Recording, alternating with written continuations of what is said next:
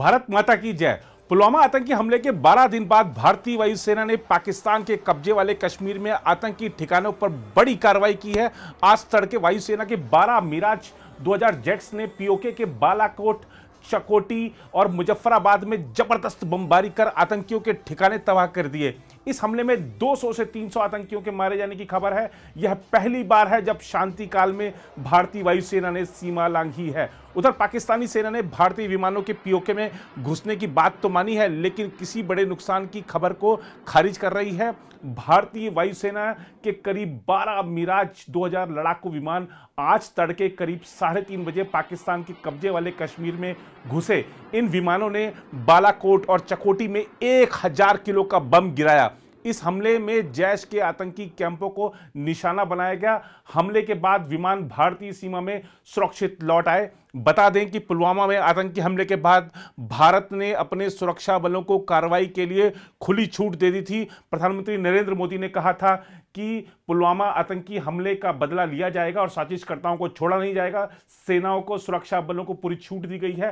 कार्रवाई का समय, स्थान वही तय करें। और देखा जाए तो 1971 के भारत पाक युद्ध के बाद पहली बार भारतीय वायुसेना ने सीमा पर जाकर हमला किया है। मुजफ्फराबाद के रास्ते भारतीय लड़ाकू विमानों ने जैश के अल्फा 3 कंट्रोल रूम को पूरी तरह नेस्तनाबूद कर दिया है। पुलवामा आतंकी हमले के बाद भारतीय वायुसेना ने पाकिस्तान अधिकृत कश्मीर में जबरदस्त हमला किया है ये। और एनएसए अजीत डोभाल ने इस एयर स्ट्राइक के बारे में प्रधानमंत्री नरेंद्र मोदी को जानकारी दी है। इस समय सीसीएस की बैठक चल रही है, जिसमें प्रधानमंत्री के साथ गृह मंत्री राजनाथ सिंह और सीसीएस के सभी सदस्य मौजूद हैं। वायुसेना को हाई अलर्ट पर रखा गया है। सीमा पर सटे स्थानीय लोगों ने बताया कि सोमवार रात से ही सीमा पर लड़ाकू विमानों की आवाजें आ रही थी। भारत ने पूरी तैयारी के साथ यह हमला किया है। लड़ाकू विमानों के हवा में ही फ्यूल भरने की भी व्यवस्था की गई थी। सुरक्षा बलों ने पूरी तरह सोच समझकर यह एक्शन लिया है। पूरी तैयारी के साथ ये एक्शन किया गया, तभी पाकिस्तान को और जो वहां पर आतंकवादी ठिकाने हैं उनको इतनी बड़ी चोट पहुंचाई गई है। और मिराज की बात करें तो करगिल युद्ध के समय मिराज 2000 विमानों ने पाकिस्तानी घुसपैठियों के छक्के छुड़ा दिए थे।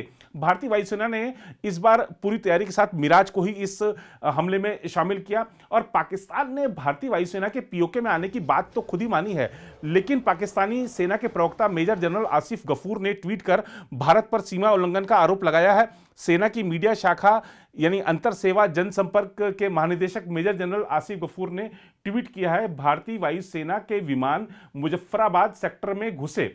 पाकिस्तानी वायुसेना की ओर से समय पर और प्रभावी जवाब मिलने के बाद वह जल्दीबाजी में अपने बम गिराकर बालाकोट के करीब से बाहर निकल गए।